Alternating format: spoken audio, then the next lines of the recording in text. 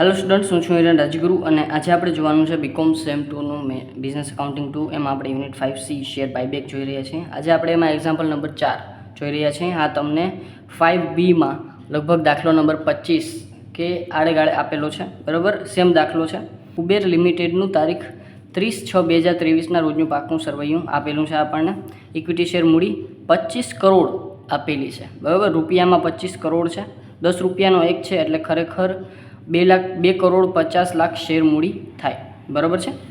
પછી આપણે બીજું છે પ્રેફરન્સ શેર મૂડી છે 100 રૂપિયા, તેવા રિડીમેબલ પ્રેફરન્સ શેર આપણા 75 કરોડ। 75 કરોડ 100નો એક છે એટલે 75 લાખ આપણે છે એ લગભગ થાય, બરાબર। ચાલો ત્રીજા નંબરમાં અનામત અને વધારો આપણને આપેલો છે। મૂડી અનામત છે 15 કરોડની, જામીનગીરી પ્રીમિયમ છે 25 કરોડ અને મુક્ત અનામતો છે 260 કરોડ, બરાબર છે। ચાલો તો આ થઈ ગયું આપણી પાસે મુક્ત અનામતોનું કામ। પછી મિલકતો બાજુ કાયમી મિલકતો 100 કરોડની આપી છે, રોકાણો આપ્યા છે 10 કરોડના અને ચાલુ મિલકતો બાદ ચાલુ જવાબદારીઓ આપી છે 290 કરોડની, બરાબર છે। કુબેર કંપનીએ તારીખ 1 જુલાઈ 2023ના રોજ પ્રેફરન્સ શેરના નાણાં પરત કર્યા અને તે જ દિવસે 50 લાખ ઇક્વિટી શેર ₹50ના ભાવે પરત ખરીદ કર્યા, બાયબેક કર્યા 50 લાખ ઇક્વિટી શેર 50ના ભાવે અને એને પ્રેફરન્સ શેરના નાણાં પરત કર્યા છે।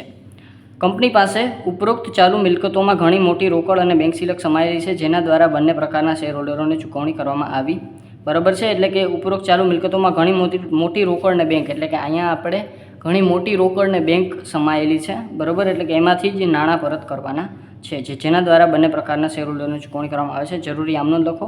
ઉપરોક્ત વ્યવહારો પૂર્ણ થયા પછીનું પાકું સરવૈયું તૈયાર કરો। ચાલો તો આપણને કીધું છે કે ભાઈ 50 લાખ ઇક્વિટી શેર 50ના ભાવે પરત ખરીદ કરવાના છે અને આ પહેલાં આપણે છે એ 2023ના રોજ પ્રેફરન્સ શેરના નાણાં પરત કરવાના છે। તો પ્રેફરન્સ શેરના નાણાં કેટલા છે? તો કે 75 100નો એક એવા, એટલે 75 આપણે પરત કરવાના છે। તો પહેલી આમ નોંધ આપણે ઈ નાખી દઈ, બરાબર। તો એના માટે કાંઈ જરૂરી ગણતરીની તો જરૂર નથી, બરાબર। પૂરેપૂરું આપણે છે એ ચૂકવી દેવાનું છે। તો અહીંયા આપણે પહેલી નોંધ કરશું, પ્રેફરન્સ શેરના નાણાં પરત કરતી વખતે, બરાબર। પ્રેફરન્સ શેરના નાણાં પરત કરતી વખતે પહેલાં તો ઠરાવ પસાર કરે ત્યારે આપણે જે છે એ શું કરવું પડે? તો કે preference share redeemable preference share 10%ના રિડીમેબલ પ્રેફરન્સ શેર ખાતે ઉધાર, અને તે કેના ખાતે? તો કે આપણા શેર હોલ્ડર ખાતે, બધા નાણાં તો કે 75 કરોડ, બરાબર। તો અહીંયા હું કરોડમાં જ નહીં પણ ખાલી 75 કરી નાખું છું, બરાબર। અને પૈસા આપણા કરોડમાં છે એવું આપણે સમજીએ, બરાબર છે। 75 કરોડ આપણે બંનેમાં આપ્યા। પછી આ પહેલી આમનોંધ થઈ। બીજી આમનોંધ, હવે જુઓ બુકમાં છે ને તમને બે આમનોંધ ભેગી આપી છે, જે આપણે પ્રેફરન્સ શેર અને ઇક્વિટી શેર હોલ્ડરને નાણાં તો ચૂકવવા જ પડશે, બરાબર। તો એ બંને નોંધ ભેગી આપી છે, તો કે શેર હોલ્ડર બંનેના શેર હોલ્ડર ખાતે ઉધાર અને તે બેંક ખાતે, બરાબર। પણ આપણે એમને નથી કરવું, જેથી કરીને આપણને પ્રોપર સમજાય। બીજી નોંધ થશે આપણે નાણાં ચૂકવશું ત્યારે, બરાબર। તો પ્રેફરન્સ શેર હોલ્ડર ખાતે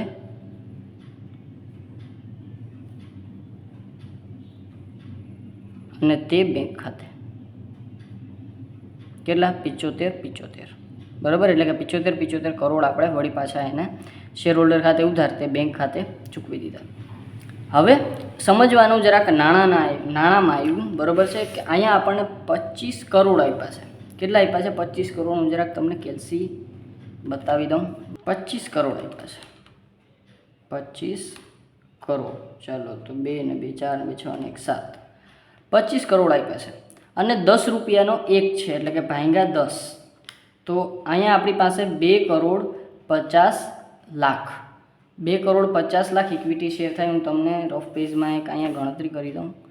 શેર થશે આપણી પાસે 2,50,00,000, છૂટું લખીએ એટલે થોડીક વધારે ખબર પડે, બરાબર। 2,50,00,000 શેર છે આપણી પાસે, એમાંથી 50 લાખ શેર આપણે માઇનસ કરીએ છીએ, બરાબર। 50 લાખ શેર આપણે શું કરીએ છીએ? પરત કરીએ છીએ। તો માઇનસ કરશું 50 લાખ શેર બાયબેક એટલે કે પરત ખરીદી. બરાબર છે. ચાલો તો પરત ખરીદી આપણે 50 લાખ કરીએ છીએ તો આપણી પાસે વધશે શેર મૂડી કેટલી તો કે 2 કરોડ. 2 કરોડ શેર મૂડી વધશે. બરાબર. હવે 50 લાખ શેર પરત ખરીદ કરીએ છીએ આપણે અને કેટલા રૂપિયા લેખે એટલે કે એને ગુણ્યા 10 રૂપિયા નહીં 50 રૂપિયા લેખે.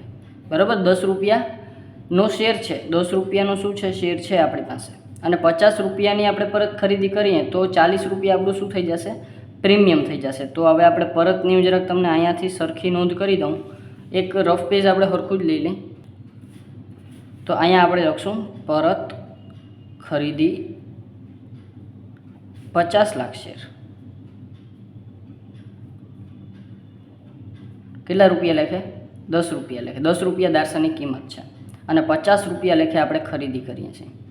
તો 40 રૂપિયા જે બાકીના વધ્યા ને એ શું વધ્યા આપણું પ્રીમિયમ વધ્યું. એટલે કે પ્રીમિયમમાંથી આપણે ખરીદી જે છે એ કરશું. બરાબર. પ્રીમિયમ આપી અને ખરીદી કરશું. તો 50 લાખ 10 રૂપિયા લેખે એટલે 5 કરોડ. 5 કરોડ આપણે છે એ જે છે એ શું કરશું આપણે શેરની ખરીદી રૂપિયામાં. બરાબર. 10 રૂપિયાનો છે અને પ્રીમિયમની વાત કરીએ તો 50 લાખ શેરમાં 40 રૂપિયા શું છે પ્રીમિયમ છે. તો 40 રૂપિયા પ્રીમિયમ હોય તો 50 લાખ ગુણ્યા 40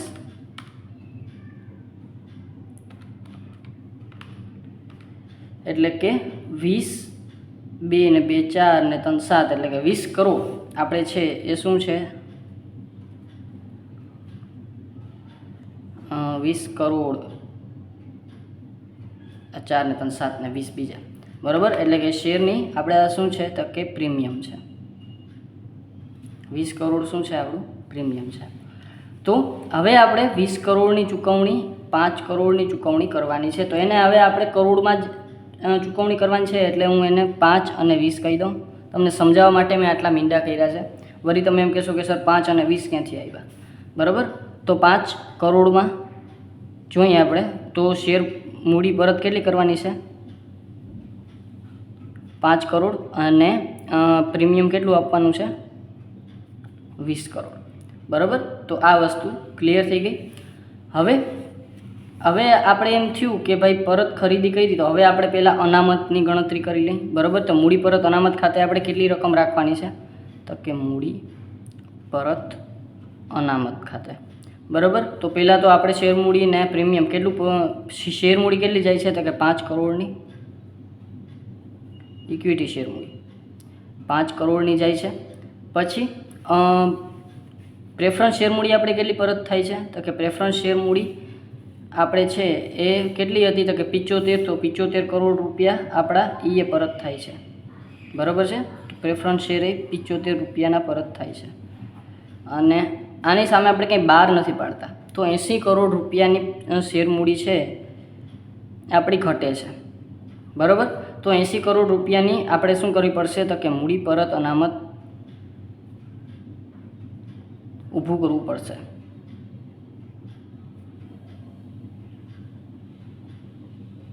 બરાબર. કેટલાનું તો કે 80 કરોડ મૂડી પરત અનામત આપણે ઊભું કરવું પડશે. શું કામ કે એટલી આપણી શેર મૂડી ઘટે છે એટલે એના સામે એટલું આપણે મૂડી પરત અનામત ઊભું કરવું પડશે. ચાલો તો અત્યાર સુધીની આપણે ગણતરી છે એ થઈ ગઈ છે અને એ કેમાંથી કરશું આપણે મૂડી પરત અનામત એ પણ આપણે આમનોંધ કરતાં શીખીએ. બરાબર. તો પહેલી આમનોંધ થઈ ગઈ આપણે પ્રેફરન્સ શેર મૂડી પરત કરી. બીજી આમનોંધ આપણે શું કરશું તો કે આપણે જે વળી પાછી પરત ખરીદીનો ઠરાવ કર્યો. બરાબર છે. તો પરત ખરીદીનો ઠરાવ કરતા. બરાબર. ઠરાવ કરી અને પછી આપણે ચૂકવણી કરશું પણ ચૂકવણી આપણે આની છેલ્લે કરશું. ચાલો તો આ તમે સાથે સાથે કરી દીધું પણ એને પણ તમે સાથે કરો તો ચાલશે. પરત ખરીદીનો ઠરાવ કઈ રીતે થશે તો કે પરત ખરીદી આપણે પહેલાં તો કેમાંથી કરીએ છીએ તો આપણે પરત ખરીદી ઇક્વિટી શેરની કરીએ છીએ. બરાબર. તો ઇક્વિટી શેર આપણે પરત ખરીદ કરીએ છીએ તો ઇક્વિટી શેર મૂડી ખાતે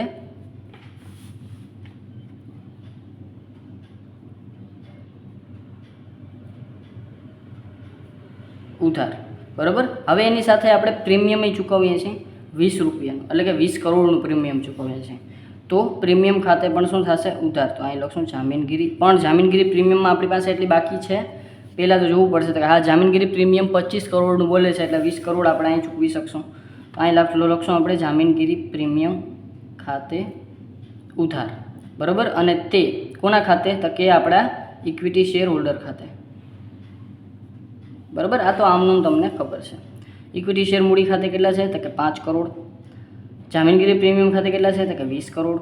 અને ટોટલ કેટલા ચૂકવવાના છે આપણે? તો કે 25 કરોડ ચૂકવવાના છે. બરાબર. તો ઇક્વિટી શેર હોલ્ડર ખાતે. હવે બીજા નંબરમાં અહીં ડાયરેક્ટ તમે આમ કરી નાખો કે ઇક્વિટી શેર હોલ્ડર ખાતે ઉધાર, અને તે કોના ખાતે? તો કે તે આપણા બેંક ખાતે. બરાબર. તો ચાલે. તો એ પણ નોંધ આપણે સાથે સાથે કરી નાખીએ, અથવા તો આને પહેલાં આપણે એક નોંધ કરી નાખીએ કેની? તો કે જે આપણે મૂડી પરત અનામત ખાતું ઊભું કરીએ છીએ એની. તો અહીં લખશું જરૂરી રકમ મૂડી પરત અનામત ખાતે લઈ જતા. ચાલો, જરૂરી રકમ ક્યાં લઈ જવાની છે? આપણે મૂડી પરત અનામત ખાતે. જરૂરી રકમ કેટલી હતી? તો કે એ આપણે ગણતરી કરી હતી. મૂડી પરત અનામત ઊભું કરવા માટે આપણે 80 કરોડ રૂપિયા આપણે જમા કરવા પડશે. તો 80 કરોડ રૂપિયા આપણે ક્યાંથી જમા કરશું? તો આપણી પાસે સામાન્ય અનામત એટલે કે મૂડી મુક્ત અનામતો પડી છે. જામીનગીરી પ્રીમિયમ આપણી પાસે આપણે એનો યુઝ કર્યો છે અહીંયા, એટલે હવે આપણે એને યુઝ નહીં કરીએ. મૂડી અનામતનો યુઝ આપણે ઓબ્વિયસલી કરતા નથી. અને મૂડી અને મુક્ત અનામત છે ને એમાંથી આપણે દેશું. તો અહીં લખશું આપણે મુક્ત અનામતો ખાતે ઉધાર.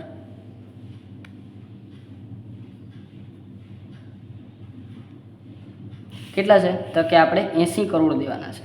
ઓકે. અને મુક્ત અનામતો ખાતે ઉધાર તે મૂડી પરત અનામત ખાતે કેટલા દીધા? 80 કરોડ. બરાબર. તમને ખબર પડી કઈ રીતે કર્યું આપણે? જામીનગીરી પ્રીમિયમનો યુઝ આપણે જામીનગીરી પ્રીમિયમ આપવા માટે કર્યું, એટલે એને યુઝ નથી કર્યું. મૂડી અનામત આપણે એનો યુઝ કરતા નથી. અને તો વધુ શું આપણી પાસે? મુક્ત અનામતો 260 કરોડની હતી, એ પૈકી આપણે 80 કરોડ આપી દીધા. ચોથા નંબરમાં આપણે નોંધ કરશું. કેની કરશું? તો કે હવે આપણે જે આપણો ઇક્વિટી શેર હોલ્ડર છે એને આપણે ચૂકવણી કરવાની છે. તો અહીંયા લખશું આપણે ચોથા નંબરમાં ઇક્વિટી શેર હોલ્ડરને ચૂકવણી કરતા. બરાબર. હવે જુઓ, અહીંયા તમે પ્રેફરન્સ શેર હોલ્ડરને આગોતરી ચૂકવણી કરી દીધી છે. બરાબર. તો આ આમનું તમે આની સાથે કરો ને તો પણ ચાલે. બરાબર. તો અહીંયા આપણે લખી નાખીએ કોને ચૂકવણી કરીએ છીએ? પ્રેફરન્સ ઇક્વિટી શેર હોલ્ડરને. તો ઇક્વિટી શેર હોલ્ડર ખાતે. અને તે કોના ખાતે થશે? તો કે તે થશે આપણા બેંક ખાતે. કેટલા રૂપિયા ચૂકવવાના છે આપણે ઇક્વિટી શેર હોલ્ડરને? તો કે ટોટલ આપણે 25 કરોડ ચૂકવવાના છે. તો અહીં લખશું આપણે 25 કરોડ.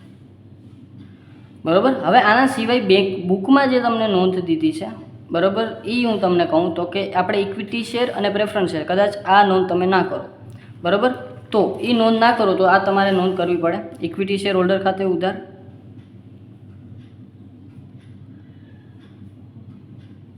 પછી પ્રેફરન્સ શેર હોલ્ડર ખાતે ઉધાર, અને તે કેના ખાતે? બેંક ખાતે. એટલે કે તમે ઇક્વિટી શેર હોલ્ડર અને પ્રેફરન્સ શેર હોલ્ડર બેયને તમે શું કરશો? ચૂકવણી કરશો. ઇક્વિટી શેર હોલ્ડરને કેટલી ચૂકવણી કરવાની છે? 25 કરોડ. અને પ્રેફરન્સ શેર હોલ્ડરને 75 કરોડ. તો 75 કરોડ આપણે આને ચૂકવી દઈશું. ટોટલ થશે 75 ને 25 100 કરોડ. 100 કરોડ આપણે આ બંનેને ચૂકવશું. આ છે લાસ્ટ વાળી આમનું જે બુકમાં આપી છે, બરાબર. તમે જે રીતે કરો એ રીતે તમને બધી વસ્તુ જે છે એ માફક આવે એ રીતે, બરાબર. કદાચ તમે અહીંયા પરત ખરીદીની નોંધ કરો ને સાથે સાથે બેંક ખાતે ચૂકવણીની નોંધ કરી નાખો તો પણ ચાલશે, બરાબર છે. ચાલો, તો આ વસ્તુ હતી, બરાબર, આમ નોંધની. હવે આપણે શું કરવાનું છે? તો કે હવે આપણે છે એ પાકું સરવૈયું તૈયાર કરવાનું છે. તો આને બધાને હું સાઈડમાં રાખી દઉં. બધી નોંધ આપણે જે છે એ કરી નાખીએ. હવે આમાંથી જોતા જઈ અને વસ્તુ કરતા જઈ. સૌ પ્રથમ આવશે ઇક્વિટી અને દેવા. પહેલી જ વસ્તુ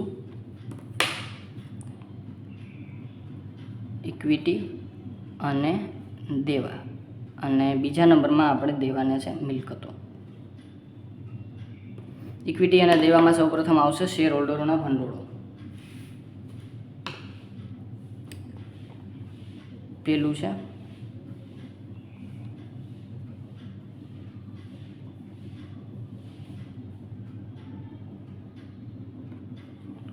ચાલો, તો હવે આપણે આમાં ઇક્વિટી શેર મૂડી આપણી વધી છે.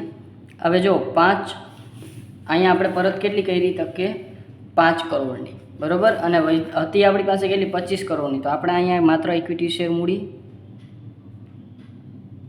કેટલાની આવશે તો કે અહીંયા આપણે ચાલુ વર્ષના રૂપિયા છે એ આપણે કરોડમાં છે. તો અહીંયા હું કરોડ લખી નાખું છું, બરાબર. ચાલુ વર્ષના રૂપિયા છે કરોડમાં.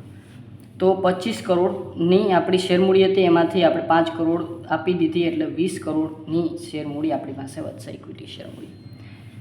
પછી રિડીમેબલ પ્રેફરન્સ શેર આપણે પૂરેપૂરા આપી દીધા, એટલે પ્રેફરન્સ શેર આપણા પાસે વધ્યા નહીં. અનામત અને વધારાની વાત કરી લઈએ બીજા નંબરમાં.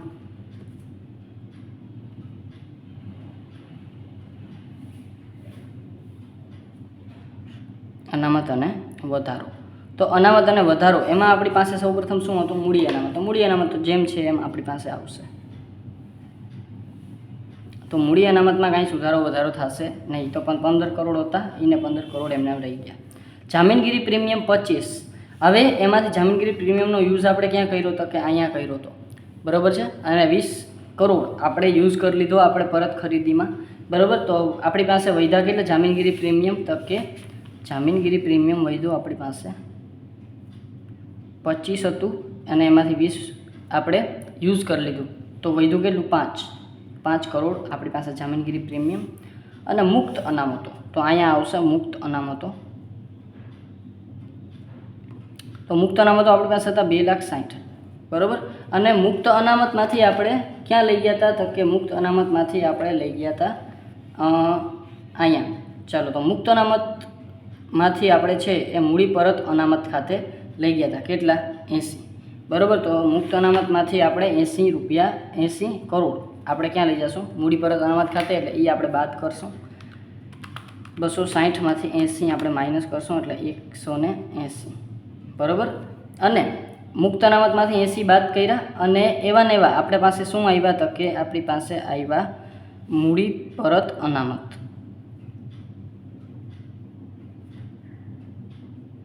કેટલાના આવ્યા? તો કે 80 કરોડ આપણી પાસે મૂડી પરત અનામત જે આપણે લઈ ગયા હતા મૂડી પરત અનામત ખાતે, એ આપણા પાસે આવ્યા, બરાબર છે.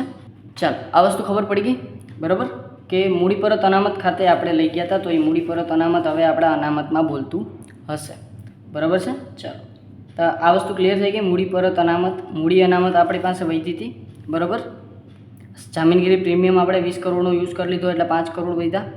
મુક્ત અનામતોમાંથી 260 હતું, એમાંથી આપણે મૂડી પરત અનામત ખાતે જરૂરી રકમ લઈ ગયા 80, તો 80 કરોડ બાદ થશે. અને મૂડી પરત અનામત આપણું ઊભું થયું છે, એટલે અનામત વધારામાં એ પણ આપણે લખશું 80 રૂપિયા, બરાબર છે. ચાલો, અને આ માટે તમે જરૂરી ખાતું પણ તમને બુકમાં છે એ મળી જશે, બરાબર. જો કે એટલી બધી કંઈ લાંબી એની જરૂર નથી, પણ છતાંય તમે એની ગણતરી બતાવો તો સારું, બરાબર. આ તો ડાયરેક્ટ મેં તમને કરીને બતાવી દીધું.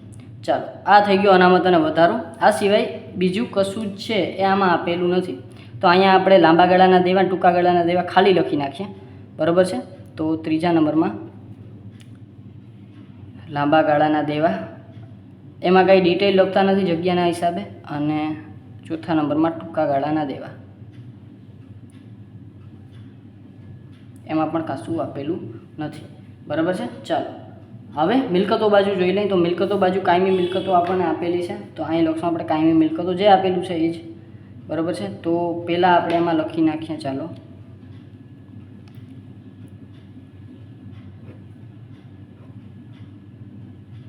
અથવા તો એનો હેડિંગ નાખીએ આપણે બિનચાલુ મિલકતો,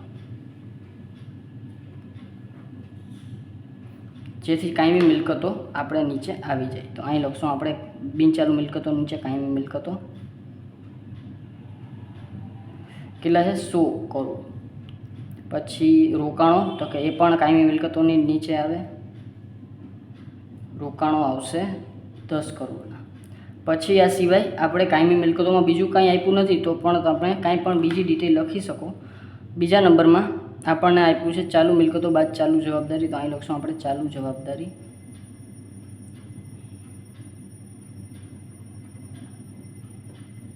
તો ચાલુ જવાબદારીઓમાં 290, એટલે કે 290માં આપણને ખબર છે કે આપણા રોકડ અને બેંક સિલક સમાયેલા છે, બરાબર. તો રોકડ અને બેંક સિલક આપણું જે છે એ નોંધ ક્યાં ગઈ? તો કે આ રહી. તો રોકડ અને બેંક સિલક ફોર એક્ઝામ્પલ આપણી પાસે 290 કરોડ હતી. હવે આપણે રોકડ અને બેંક ચૂકવવી કેટલી? તો કે ચૂકવવી છે આપણે 100 કરોડ રૂપિયાની, બરાબર. રોકડ બેંકોને ચૂકવવી, આપણા શેર હોલ્ડરોને, આપણે પ્રેફરન્સ શેર હોલ્ડરોને ચૂકવવી જે છે એ 75 કરોડ અને ઇક્વિટી શેર હોલ્ડરને ચૂકવવી 25 કરોડ. એટલે ટોટલ આપણે રોકડ બેંક કેટલી ચૂકવવી? 100 કરોડ રૂપિયા. તો 100 કરોડ આપણે આમાંથી બાદ કરશું તો આપણી પાસે વધશે 190 કરોડ રૂપિયા, બરાબર. તો 190 કરોડ આપણી શું આવશે? રોકડ બેંકની આખર બાકી. તો અહીંયા આપણે તમે ચાલુ જવાબદારીમાં લખી શકશો સ્ટોક, દેવાદારો, હુંડીઓ અને આ સિવાય આ રોકડ બેંક શિલક. આ બધી વસ્તુમાં કશું આપેલું નથી અને અહીંયા આપણે 190 કરોડ આપણી આખરની બાકી આવી. હવે આપણે કાંઈ નથી કરવાનું, પાકું સરવૈયું સરભર કરવાનું છે, જે કરી નાખીએ આપણે. 20, 15, 5, 180, 80 એટલે આપણો દેવાનો ટોટલ આવ્યો 300 કરોડ અને આ બી આપણો 300 જ આવશે. 10 + 190 આ આવશે 300 કરોડ. ચાલો, તો 300 કરોડે આપણું શું થઈ ગયું? પાકું સરવૈયું સરભર, બરાબર. આ હતો આપણો દાખલા નંબર જે છે ઉદાહરણ નંબર 4, સોરી. અને દાખલા નંબર તમારે બુકમાં જોવું હોય તો એ લગભગ 25 કે 26મો છે, બરાબર છે. ચાલો, તો આ હતો આપણો ઉદાહરણ નંબર 4, બરાબર. એકદમ ઇઝી હતો. એક વખત આપણે રિપીટ કરવું હોય તો કરી લઈએ. આપણે પહેલાં પ્રેફરન્સ શેર જે છે એ શું કર્યા હતા કે ચૂકવ્યા. તો પ્રેફરન્સ શેર ખાતે ઉધાર તે શેર હોલ્ડર ખાતે, અને શેર હોલ્ડરને રોકડ ચૂકવીએ એટલે પ્રેફરન્સ શેર હોલ્ડર ખાતે ઉધાર તે બેંક ખાતે. પછી પરત ખરીદીનો ઠરાવ કર્યો છે આપણે, બરાબર. 50 લાખ ઇક્વિટી શેર એટલે કે 5 કરોડ રૂપિયાની આપણે પ્રેફરન્સ શેર ઇક્વિટી શેર મૂડી અને 20 કરોડ પ્રીમિયમ આપણે ચૂકવવાનું છે. એટલે ઇક્વિટી શેર મૂડી ખાતે ઉધાર, જામીનગીરી પ્રીમિયમ ખાતે ઉધાર તે કોના ખાતે? ઇક્વિટી શેર હોલ્ડર ખાતે. અને જરૂરી રકમની આપણે મૂડી પરત અનામત ખાતે લઈ જવાની છે. તો જરૂરી રકમ કેટલી? તો કે જેટલી આપણે પ્રેફરન્સ શેર મૂડી ઓછી થાય છે એટલા. તો કે 75 લાખ ઇક્વિટી પ્રેફરન્સ શેર ઓછા થાય છે અને ઇક્વિટી શેર 5 કરોડના ઓછા થાય છે. 75 કરોડના ઓછા થાય છે અને 5 કરોડના ઓછા થાય છે. એટલે ટોટલ 80 કરોડ ઓછા થાય. તો 80 કરોડની અનામત ઊભી કરવાની થાય. તો મુક્ત અનામત ખાતે મને આપણે મુક્ત અનામત ખાતેથી આપણે શું કરશું? તો કે એની જોગવાઈ કરશું. તો કે મુક્ત અનામત ખાતે ઉધાર તે ક્યાં લઈ જશું? આપણે મૂડી પરત અનામત ખાતે 80 કરોડ. અને લાસ્ટમાં આપણે શેર હોલ્ડરને નાણાં ચૂકવશું. એટલે કે ઇક્વિટી શેર હોલ્ડર અને પ્રેફરન્સ શેર હોલ્ડર જો બેને ચૂકવવાના હોય તો બેને ચૂકવજો, અને જો એકને ચૂકવવાનું કર્યું હોય તો એકને ચૂકવજો, બરાબર. એટલે કે શેર હોલ્ડર ખાતે ઉધાર તે બેંક ખાતે, જેટલા તમે જે રીતે નોંધ કરતા હો એ રીતે, બરાબર છે. તો આ રીતે, અને પછી પાકું સરવૈયું તમને બધાને ખબર જ છે, બરાબર. તો આ રીતે છે એ દાખલો આપણો 4 છે એ થયો. અને જો છતાં કાંઈ પણ ડાઉટ રહી જાય તો મને કોમેન્ટ બોક્સમાં જરૂરથી પૂછી લેજો. અને બીજો વિડીયો ગમ્યો હોય તો લાઇક, શેર, સબસ્ક્રાઈબ જરૂરથી કરી નાખજો. Thank you.